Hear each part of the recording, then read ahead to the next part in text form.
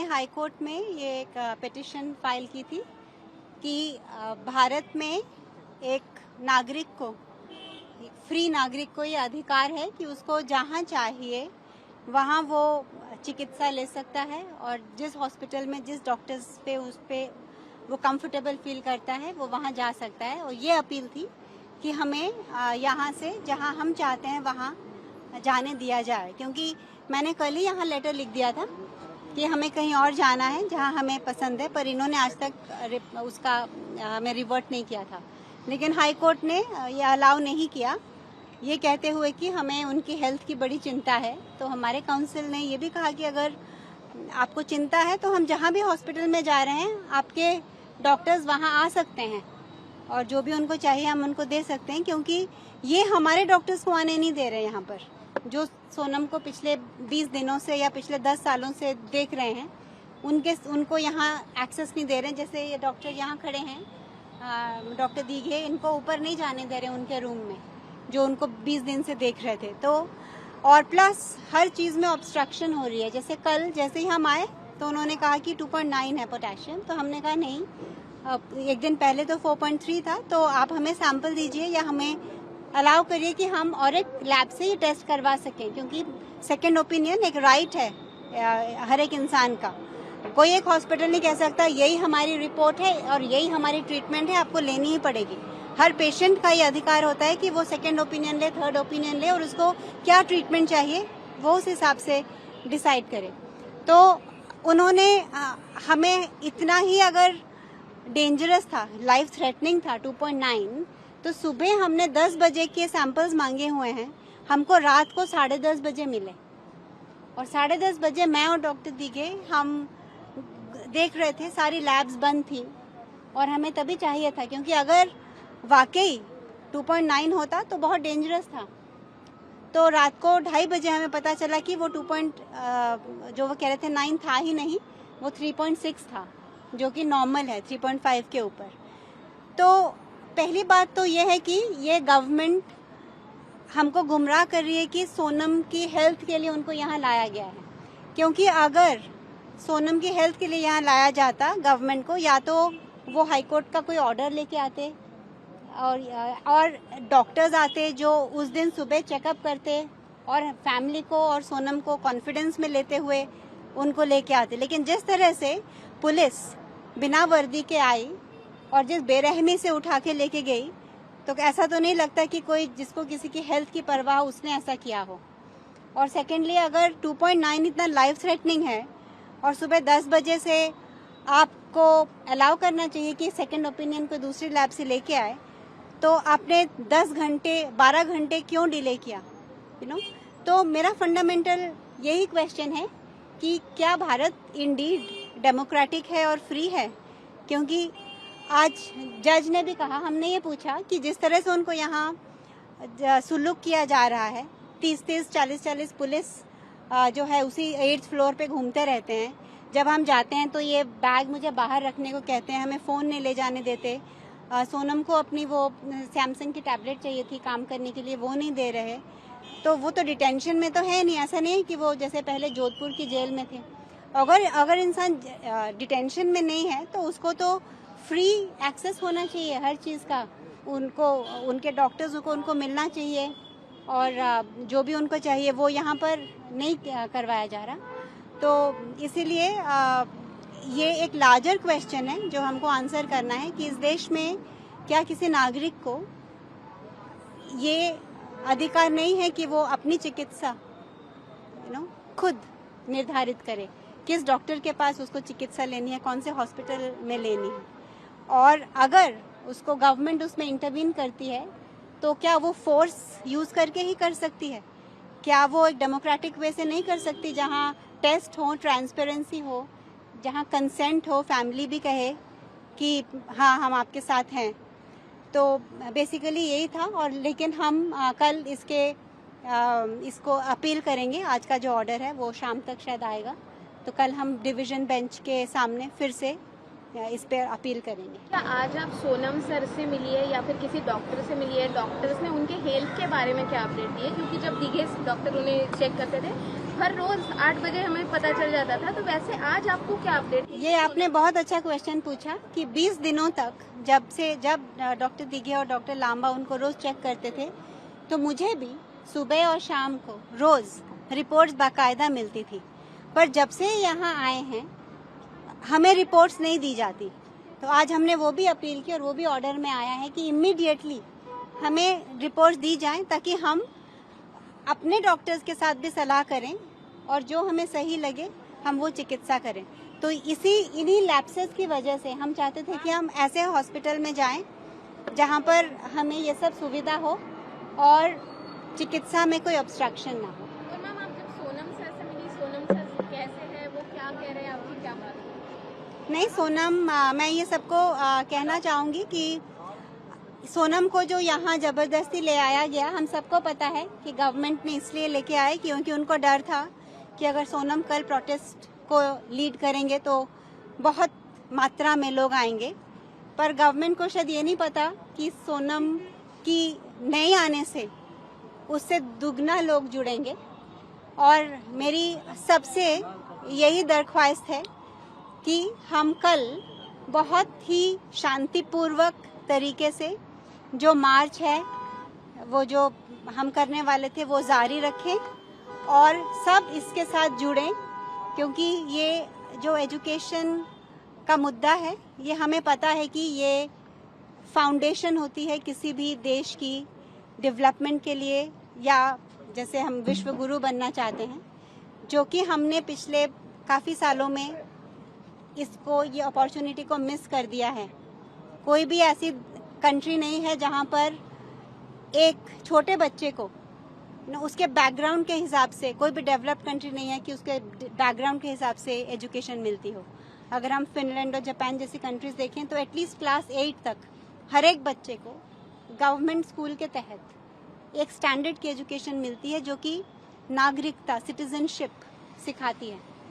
और ये जो हमारे पास डेमोग्राफिक डिविडेंड था कि 12 साल 15 साल पहले 50% हमारी जो जनसंख्या थी वो 25 साल की उम्र से कम लोगों की थी, और ये 15 साल अगर हमने उनकी एजुकेशन पे ध्यान दिया होता तो आज हम innovators, entrepreneurs, thinkers, wise leaders वो पैदा करते और ऐसी एक जनरेशन तैयार करते जो कि इस देश को वाकई एक लीडर दुनिया का बना सके।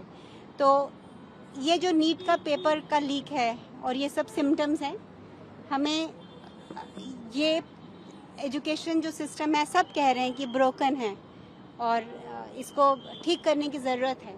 सिर्फ एक एनईपी निकालने से वो ठीक नहीं हो जाती। एनईपी में अच्छी बातें लिखी गई हैं, लेकिन उसको कैसे इम्प्लीमेंट करना है। Earlier you have tweeted about you have no faith on Suburban Hospital, and today Delhi High Court also said that the court directs Sonam Wangchuck to cooperate with the doctor. How do you see that? And one more thing. देखिए, अगर इंसान fast पे है, ठीक है, और ये आज उनका शायद 21वां दिन है, 22वां दिन है, और पहले वो 35 दिन तक कर चुके हैं लद्दाख में, और उनकी हमें ज़्यादा फिक्र है उनके हेल्थ की, और उनकी हेल्थ ठीक है ना, तो फिर गवर्नमेंट को इसमें हस्तक्षेप करने की कोई ज़रूरत नहीं है। जो हाईकोर्ट का ऑर्डर था, जिसने PIL किया था, वो गलत इंटरप्रेट किया गया है कि किसी के हेल्थ में, किसी की बॉडी को आप कैसे ट्रीट करते हो, उसमें आप दखल अंदाजी नहीं कर सकते। तो ये हमने अपील की थी, इसलिए हम वहाँ जाना चाहते थे जहाँ पर हम चाहते हो, हम कंफर्टेबल हों जिस हॉस्पिटल में। अगले 3 दिन में जो हेल्थ की रिपोर्ट है उसको मांगा है, और अगली जो सुनवाई है वो 24 जुलाई की दी गई है, उसको आप इसके लिए क्या करेंगे? हाँ, हम कल ही इसके अगेंस्ट अपील फाइल करने वाले हैं और कल फिर से सुनवाई होगी, ताकि जो भी आज ऑर्डर पास हुआ है उसके अंतर्गत जो भी गलतियां हैं हम कल वो अपील में क्लैरिफाई करेंगे। मैम, कल क्या मार्च को आप ज्वाइन करेंगी, सोनम सर की जगह लीड करेंगी, जिस तरह वो इस मार्च में शामिल होने वाले थे, क्या आप उनकी जगह पर आएंगी? डेफिनेटली मैं उनको रिप्रेजेंट करूंगी। आज इसलिए हमने ये अर्जेंट इमरजेंसी पिटिशन फाइल की थी कि अगर वो आज हमें शिफ्ट करने देते तो हम आज मेदांता में जाके कल सुबह हम प्रोटेस्ट साइट में आ सकते थे, लेकिन हमें पता था कि वो ये नहीं करने वाले थे, वो नहीं ग्रांट करने वाले थे। तो सोनम को रिप्रेजेंट करने के लिए मैं तैयार हूँ और मैं कल इस यात्रा में डेफिनेटली जुड़ूंगी। हाई अलर्ट पे इस समय दिल्ली है, देख रहे हैं सफदरजंग से लेकर जंतर मंतर तक दिल्ली ने बड़ी तैयारियां की हैं। क्या लगता है कल शांतिपूर्ण तरीके से मार्च पूरा हो पाएगा? तो सोनम का तो मैसेज सबके लिए यही है कि एक तो उनके ना होने से भी हम दुगने एंथुजियाज्म के साथ इसमें पार्टिसिपेट करें और चौगुने नंबर्स में इसको ज्वाइन करें और हमेशा की तरह वो जैसे पीसफुल तरीकों को वो एडवोकेट करते आए हैं और वो जीते आए हैं। मैं सभी स्टूडेंट्स को, उनके पेरेंट्स को, जो भी कल मार्च यूज में जुड़ने आए हैं, मैं यही कहूँगी कि दो चीज़ों का ध्यान रखें। एक तो खुद की तरफ से बहुत ही शांतिपूर्वक तरीके से हम ये मार्च करेंगे और दूसरी तरफ ये भी सतर्क रहें कि कोई भी जो नेफेरियस एलिमेंट्स हैं जो इसको डिस्टर्ब करने की कोशिश कर सकते हैं, हम उनसे अलर्ट रहें और उसमें ना फंसने की कोशिश करें, क्योंकि ये कोशिश की जाएगी कि इसको कहीं से भड़काया जाए या कुछ इसको ऐसा रंग दिया जाए। पर जंतर मंतर में पिछले 22 दिनों में बच्चों ने ये प्रदर्शित कर दिया है कि जिसको हम डरते हैं और जेनजी कहते हैं, वो भी कितने शांतिपूर्ण तरीके से अपनी बात को गवर्नमेंट के सामने रख रहे हैं। तो उसी शांतिपूर्वक तरीके से सोनम का सबको ये आग्रह करते हैं कि कल हम मार्च में उसी एटीट्यूड के साथ जाएं, पीसफुली जाएं, शांतिपूर्वक जाएं, लेकिन अलर्ट रहें, सतर्क रहें कि कोई इसको सबोटाज करने की ना कोशिश करे, कोई गलत एलिमेंट्स इसमें घुस के इसको एक दूसरा कलर देने की ना कोशिश करें। मैम, पिछले 24 घंटे में हमने देखा है जंतर मंतर पूरी तरीके से भर चुका है जब से सोनम को अस्पताल लाया गया है। इसको आप कैसे देख रही हैं? क्या अब सोनम वांगचुक से ये पूरा जन आंदोलन बन चुका है, लोग जुड़े हैं, इसके लिए आप क्या कहेंगे? मैंने जैसे पहले कहा कि सोनम ने कहा है और हमें भी ये लगता है कि सोनम कारण नहीं थे कि ये जो जंतर मंतर में जो प्रोटेस्ट शुरू हुआ, वो बस आवाज थे युवाओं की, और युवाओं को एक जस्ट लीडर चाहिए था जो उनकी आवाज को आगे ले जा सके। तो कल सोनम हो या ना हो, ये जो अवेकनिंग है नेशनल कॉन्शियंस की, ये हो चुकी है। हर भारतवासी का जो जमीर है वो जाग चुका है। और अगर सोनम कल नहीं होंगे और अगर हाई कोर्ट ने जैसे गलत डिसीजन दिया कि उनको अलाउ नहीं किया यहाँ से शिफ्ट करने का, तो ये और भी देश को जोड़ेगा और भी लोगों को प्रोत्साहित करेगा कि वो इस मूवमेंट के साथ जुड़ें। और कल का जो ये प्रोटेस्ट है वो तो एक जस्ट शुरुआत है। ये हम पार्लियामेंटेरियंस को सेंसिटाइज करने जा रहे हैं कि अगर आपको इस देश को आगे लेके जाना है तो पॉलिसी पे ध्यान करिए, लेकिन हमारा जो जिंदगी का मकसद रहा है कि एजुकेशन के लिए काम करना, वो तो जारी ही रहेगा। और पूरा देश इस मूवमेंट के साथ जुड़ेगा। दिल्ली के लोग दिल्ली से जुड़ेंगे, बाकी हर शहर, जिला, हर सिटी अपने अपने तरीके से इसके साथ जुड़ेंगे। Ma'am, two questions. One is, can you talk about whether you were looking forward to having videography in Medanta so that his voice could reach a few more people? That's one. Second is the additional Solicitor General mentioned that he has been consented to take a few fluids. Can you talk about that decision also? No, we were just wanting to shift him to Medanta or to any other hospital of our choice where we are comfortable. Because this is a fundamental right of a citizen in India, that you cannot be forced to take treatment or to take treatment from this doctor or this institution. So we were exercising our right of our comfort and choice of where we want to be treated. Also because there is a trust deficit in this country about everything that the government is looking after. Government institutions पे लोगों को भरोसा नहीं है। और जो हमारा कल एक्सपीरियंस हुआ यहाँ आके, जो एक्सपीरियंस था कि हमको 10 घंटे वेट करवाया गया हमें एक ब्लड सैंपल देने के लिए, जबकि कह रहे थे कि 2.9 इतना लाइफ थ्रेटनिंग है। तो इन सब चीज़ों से ट्रस्ट की डेफिसिट होती है और हम नहीं चाहते थे कि हम एक ऐसे हॉस्पिटल के साथ जुड़ें जहाँ पर इतने 30-40 पुलिस उसी फ्लोर पे हैं, यहाँ पर ये जो कैनन्स, वाटर कैनन्स लगे हुए हैं और पुलिस है और ऐसा माहौल बनाया गया है। सोनम का रोज आप अगर टेस्ट चेक करेंगे, जब वो जंतर मंतर पे थे उनका ब्लड प्रेशर 110/70 ऐसा रहता था। कल शाम को जब उनका किया गया तो वो 125/85 हो गया, क्योंकि जिस तरह से पुलिस का आना जाना है, रूम में आ रहे हैं या यहाँ का बर्ताव है, तो हम इसलिए ऐसी जगह चाहते थे जहाँ वो कंफर्टेबली रह सकें, खुशी से रह सकें, और जहाँ हम चाहते हैं, और ये हमारा डिसीजन है।